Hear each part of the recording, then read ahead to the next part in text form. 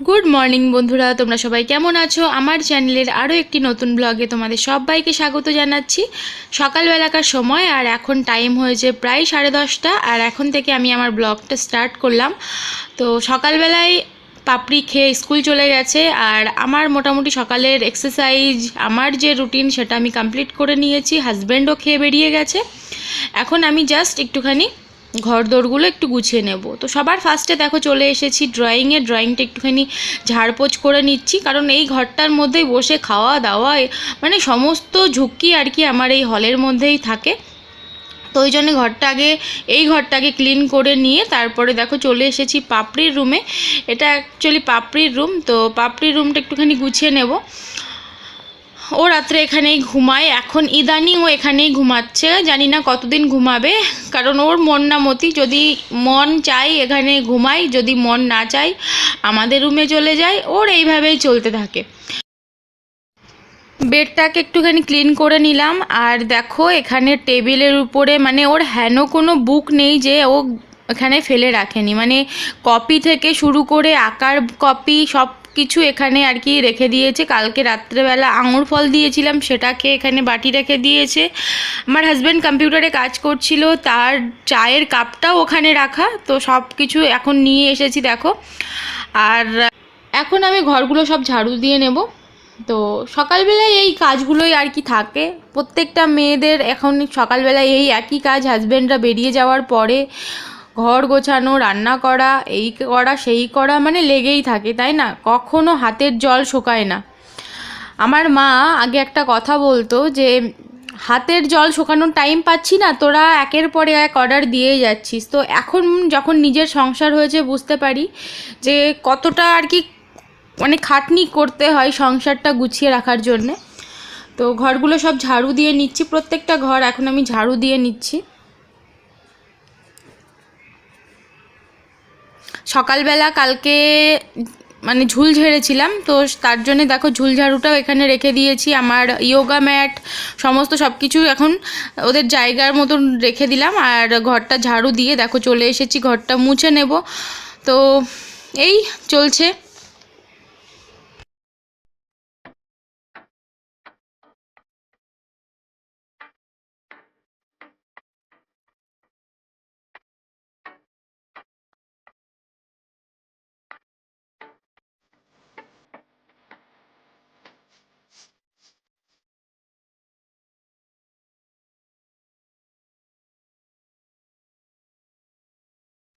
বেডরুমটা ক্লিন করে চলে এসেছি দেখো কিচেনে, মানে বেডরুমের ওই দিকটা সামলে এখন কিচেনে চলে এসেছি। কিচেনটা একটু ক্লিন করে নেব। সকালবেলায় রান্নাবান্না কমপ্লিট করার পরে কিচেন ক্লিন করার একদম টাইম পাইনি। সকালবেলায় যেহেতু আমি একটুখানি যোগা করি, তো ঘরের কাজ সামলাতে না অনেকটাই আমার দেরি হয়ে যায়। তো আমি মোটামুটি জানো তো কিচেন সবসময় পরিষ্কার রাখার চেষ্টা করি। যদি 3বার রান্না করি তো 3বারই কিন্তু আমি কিচেনটা পরিষ্কার করি। তার একটাই কারণ, যেহেতু আমরা মেয়েরা বেশিরভাগ সময়টাই রান্নাঘরে কাটাই, দিনের বেশিরভাগ সময়টাই কিন্তু আমাদের কিচেনে চলে যায়। মানে 24 ঘন্টার মধ্যে বোধহয় কী বলবো 16 ঘন্টাই কিচেনে কাটে। তো সেই জায়গাটা যদি একটু পরিষ্কার না থাকে, তো কাজ করার সময় মনে হয় যেন জিনিসপত্র সমস্ত সব কিছু হাতে হাতে বাজছে। আর আমার কিচেনটা তো একদম ছোট, তো আমি সবসময় একটুখানি ফাঁকা রাখার চেষ্টা করি কিচেনটা, যাতে আমার কাজ করতে সুবিধা হয়। আর কিচেন পরিষ্কার থাকলে বোধহয় আমাদের কাজ রান্না করারও একটা আলাদা রকম এনার্জি আসে। জানি না কে একমত হবে আমার সাথে, আমার তো এটাই আমার মনে হয়। তো দেখো রান্নাঘরের মানে পরিষ্কার করার সাথে সাথে কিন্তু আমার সিঙ্কের মধ্যে অনেক বাসন জমে গেছে। সকালবেলায় রান্না বান্না করেছি, চা করেছি, সমস্ত সব বাসন আমার জমে আছে। তো ওগুলোকেও পরিষ্কার করব, কিন্তু তার আগে কি করব বলো তো, আমি চালটা আগে ভিজিয়ে দেব। চালটা না ভেজানো থাকলে না রান্না করতে আমার লেট হয়ে যাবে, কারণ বাসন টাসন পরিষ্কার করতে করতে চালটা অনেকটাই ভিজে যাবে। ভাত বসালে তাড়াতাড়ি ভাতটা রান্না হয়ে যাবে। এই জন্যই আমি কিন্তু চালটা আগে ভিজিয়ে রাখি সব সময়, এখন বলে না সব সময় কিন্তু আমি চালটা আগে ভিজিয়ে রাখি। তো চালটা ভিজিয়ে রেখে দেখো থালা বাসন, কালকে রাত্রে যে থালা বাসনগুলো আর কি মেজে রেখেছিলাম সেগুলো ওদের জায়গায় গুছিয়ে রাখছি। আমি থালা বাসন মেজে একটা বাস্কেটের মধ্যে জল ঝরার জন্য রেখে দিই। ওটা যখন জলটা শুকিয়ে যায় তারপরে কিন্তু আমি বাস্কেটের মধ্যে তুলি, এই আর কি। তো এখন থালা বাসনগুলো জমিয়ে নিই।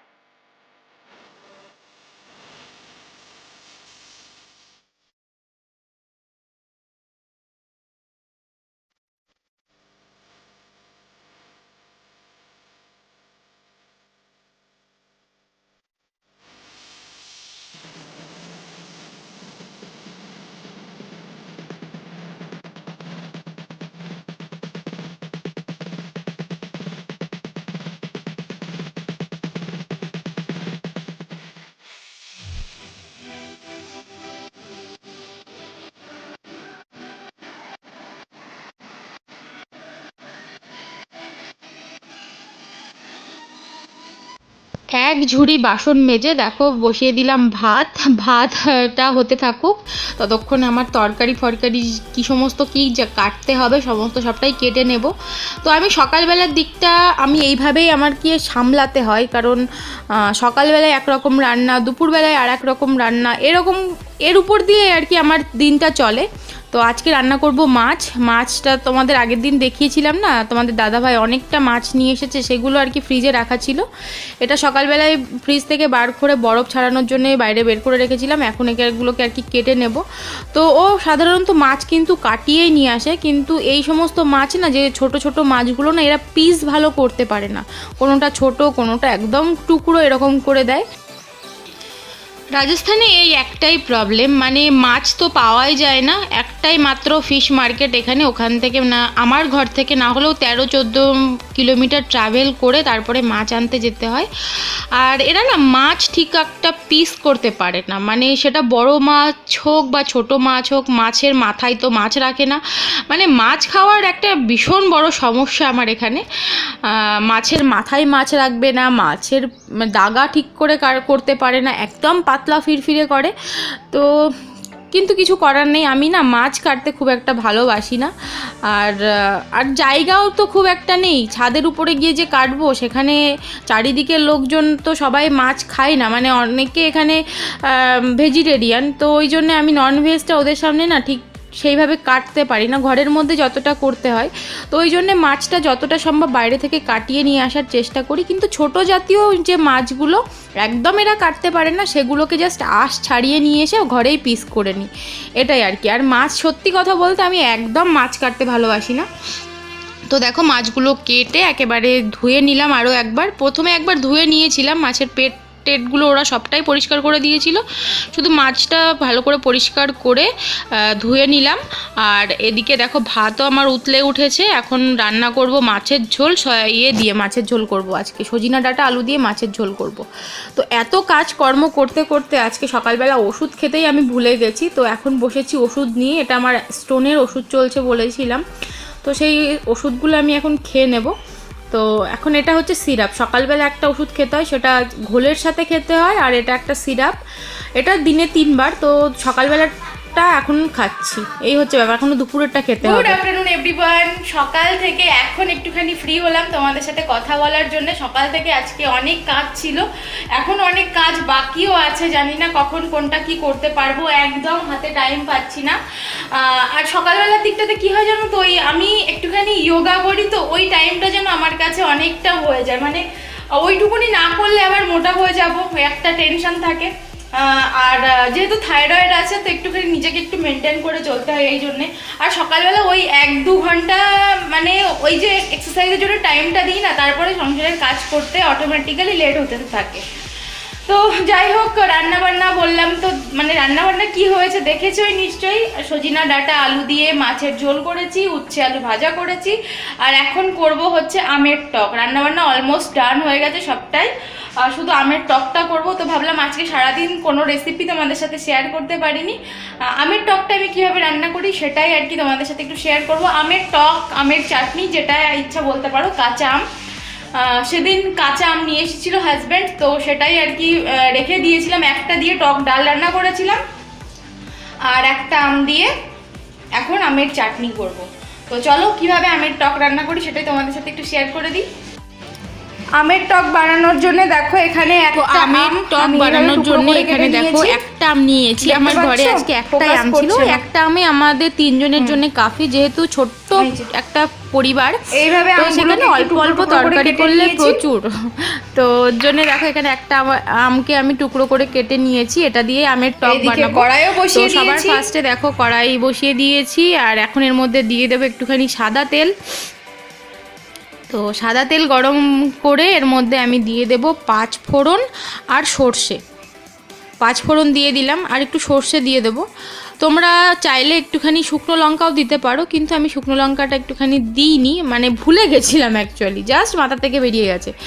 তো শুকনো লঙ্কা না দিলেও ভালো লাগে, বেশ লাগে, কিন্তু আমের টক এই গরমের মধ্যে একদম বেশি মিষ্টিও না বেশি টকও না, বেশ লাগে। আর একদম পাতলা জলের মতো হবে, এটা চুমুক দিয়ে খেতে কিন্তু বেশ লাগে। আর দেখো এখন আমগুলোকে একটু ফ্রাই করে এর মধ্যে একটু লবণ আর হলুদ দিয়ে নাড়াচাড়া করে নিচ্ছি, নিয়ে এর মধ্যে দিয়ে দেবো জল। তোমাদের সাথে এই যে আমি ভয়েস ওভার দিচ্ছি, এখনই আমগুলোকে দেখে আমার জিভে জল চলে এসেছে, কি বলবো তোমাদের। তো দেখো এর মধ্যে জল অ্যাড করে দিলাম। এবার আমগুলোকে সেদ্ধ করতে যতটা টাইম লাগবে, আমগুলো সেদ্ধ হয়ে গেলে এর মধ্যে একটুখানি চিনি দিয়ে দেব, তারপরে জলটা একটু শুকিয়ে নিয়ে জাস্ট নামিয়ে দেব। একদম সিম্পল প্রসেস, তোমরা সকলেই বানাতে জানো, আমিও যেভাবে আমি করি সেটাই আর কি তোমাদের সাথে শেয়ার করলাম।